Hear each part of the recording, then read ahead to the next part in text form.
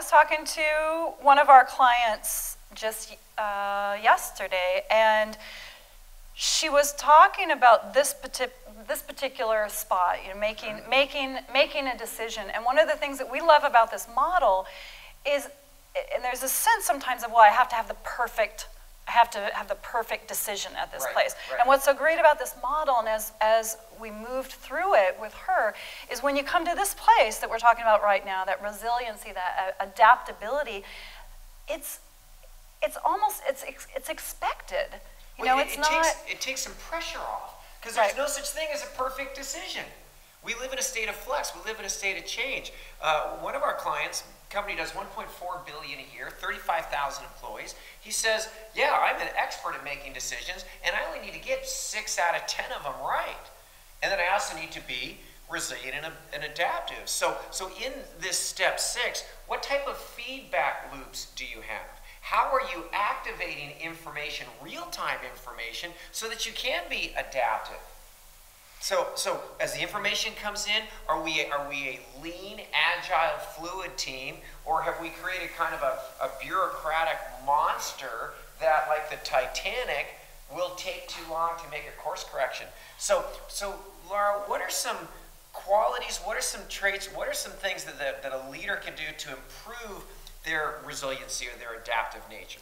Well, I think first of all, what you were just saying about, it doesn't have to be it's not, see, perfect is this idea that there's some state that, and there's no other option, that it just looks a particular way. And I used to have a lot that problem, that it had to be a certain way. And what I've learned, and what I use in my own life, and what I love to share with people, is when you start to allow yourself to check in with what's happening real time, as you said, what's the feedback, what's working, what's not working, what's fantastic, what's maybe needs a little tweaking here and there, it takes the pressure off, and it's so much more fun.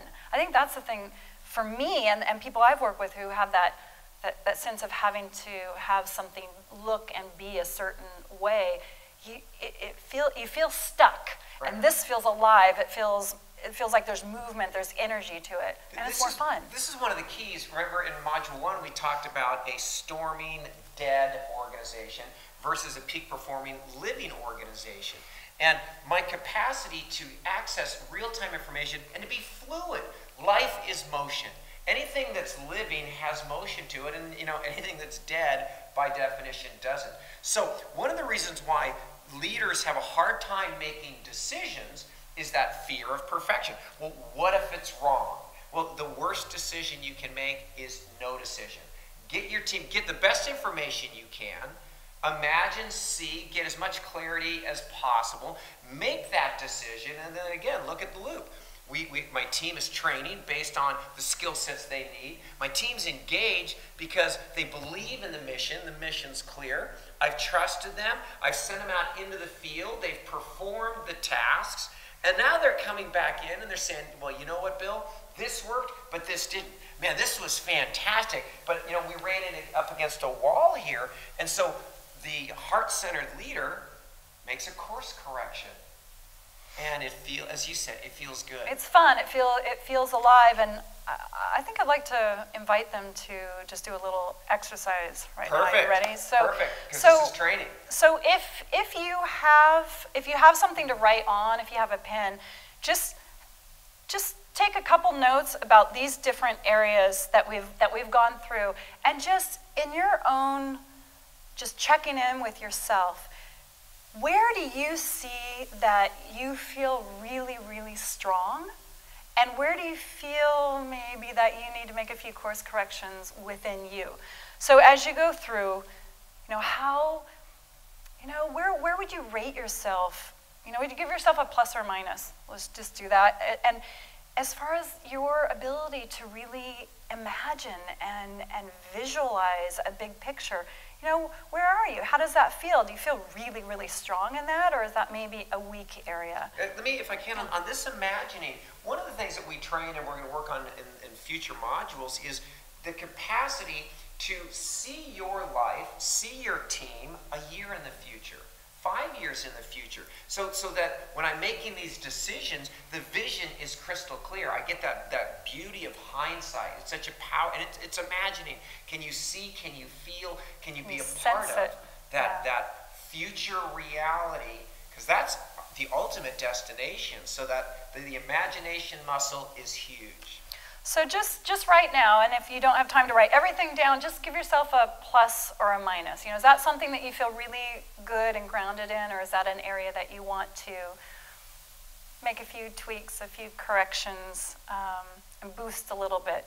And then move down to this part. How strong do you feel about having clarity in the decisions that you make? How in integrity do you feel when you are making a decision, when you are saying, this is what we will do, this is what I am going to do, this is what we will do? Do you feel really strong in that, or is there some area for improvement? And an energetic point to this. Years and years ago, I was blessed to work with some SEALs and special operations teams. And if I tell a team member, I need you to do X, Y, and Z and be here at this time, the response I'll typically get is done.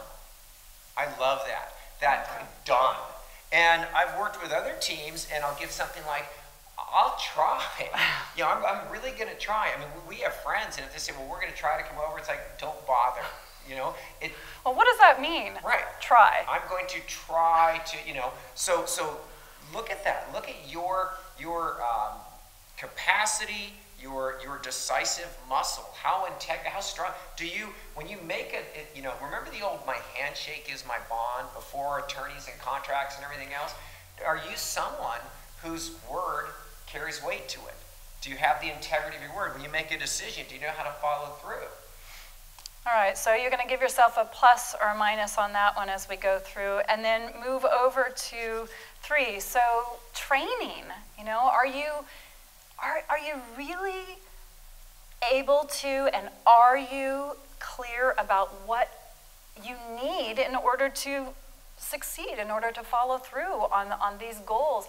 Are you engaging yourself in a training program, whatever that looks like, because it's different depending on the goals that you make, but it's more, are you able to identify what it is you need to prepare, and are you actively doing that? And a point on training, you need to be very, very discerning. One of the teams we work with, CEO's an MIT grad, and in one of the first executive leadership courses, we had every one of the senior team, there were 8 of them, write out, there's a fascinating exercise, the percentage of information that they have learned over the course of their life, from school, from their parents, from any source, what percentage was valid. Oh boy. And the MIT grad and his senior team, we averaged it out, it was 12%. Oh my gosh. So think about one of the reasons why the world isn't working. If 88% of what we've been taught is valueless information, we could be in trouble. So when you are looking at your training protocols, when you're looking at the information you're receiving, are you accessing the very best? I have 11 degrees of black belt, and in the training that I learned, 90% of what I was taught will get you killed in a fight. And so I had to spend decades going through and pulling out what is valuable from the valueless. That's one of the things that Laura and I have done. We've each spent, combined 50 years traveling the world, studying your PhD, and distilling that which is valuable from that which is valueless. So when you're designing your training protocols, if you're going to give yourself a plus and minus, how discerning are you? And do you expect and demand the best from your training? That's a great point, because it's not how many books you have on the side of your table. It's not how many, leaflets, pamphlets. Courses, seminars. Yeah. Right. It's not how many. It's really being clear about where the highest value is. Your life is so precious. You deserve the best. We are absolutely convinced about that. Yeah. So plus or minus on that one. See where you are. And then over here on engagement, how strong do you feel in really not only engaging those around you, but starting with you, really engaging in what it is that is meaningful back to that big picture, the clear decision and goal that you have set. How how do you feel? You know, how do you do? Well, just check in with yourself first, and then you can do it for your team as well. But with yourself, how good do you feel about engaging in the choices and the goals that you make? Or do you need a little work on that? You know, it's easy enough to write something down on a piece of paper. You know, people do it, New Year's resolutions. Right. I have a thing about that because it's easy enough to write something down.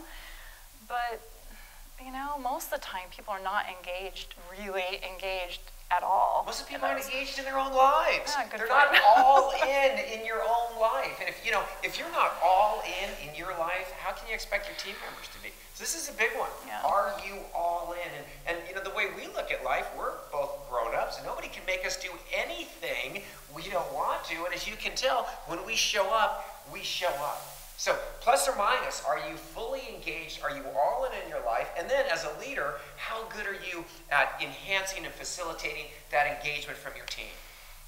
Yeah. Yes. Ah! So then move on to this one here. So this is kind of a fun one. Really? How good are you? How strong do you feel in being able to trust and delegate? Are you running around checking all the time and kind of doing things that don't have a lot of value when maybe you could be sitting back and really allowing your whole team to show up, you know, to have them completely show up? You know, where are you on that? And are you delegating high-value targets? Are my team, are they running around doing a lot of busy work that isn't driving the mission? Or have I engaged, trained, provided them with the tools to go out and really move the needle? Because that's what matters in our team. So, you know, plus or minus, are you an expert? Are you a master delegator? All right. Moving on to resiliency, adaptability, how responsive. So in this particular one, as you're thinking about whether or not you're going to give yourself a plus or minus on this, the first thing I want you to think about, something we mentioned, is that do you have that tendency to kind of want to have it be looking just like this, and then that idea of perfection, that it's supposed to look a certain way? Or are you a bit more flexible and adaptable to what might come your way? How resilient are you when things change? I mean, there's always something changing. There's always something new that comes along. And do you tend to be one of those people who says, well, no, wait a minute, it's not supposed to be that way, or it's not supposed to happen that way, or that's not what the plan was?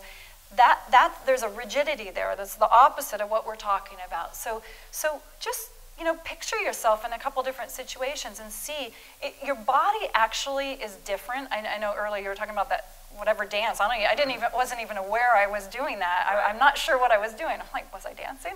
But the body actually can inform you here. When something has to be a certain way and it didn't turn out, there's a rigidity. Right. When you have a little bit more resiliency, more adaptability, and that kind of ability, okay, that came up. What are we going to do with that? The body's actually more open and more fluid. So that's one way that you can check in. Another test is, are you hungry for feedback? And not just the positive feedback. You know, the positive feedback isn't where the opportunity is. The opportunity is in the negative feedback, the things that we aren't great at. That's where the opportunity is. And as a heart-centered, peak-performing leader, being open to feedback, being open to new information, being resilient. And so then what do? We clarify the vision. We redeclare. We redefine. You talked about New Year's resolutions. We make daily resolutions. We make daily declarations, and I would never make a decision 3 months ago and stay handcuffed to that decision, because guess what? I have new data, the field has changed, I have new information. So again, the training that we're giving you is to create a live and living organization and to make sure that you are a live, living, turn on, and passionate leader. So these are the 6 steps of a heart-centered leader. Go back, review the information over and over and over again until you master it. Play with your teams, share it with them, and see the point of Laura's evaluation is where you've got some minuses, training opportunities. And we're going to have modules that show you exactly how to perfect and master those skill sets. So that tells me we're around, and we will see you guys in our next training module, which is training for win-wins every day. Thanks, guys, and we'll see you back in a bit. Thank you.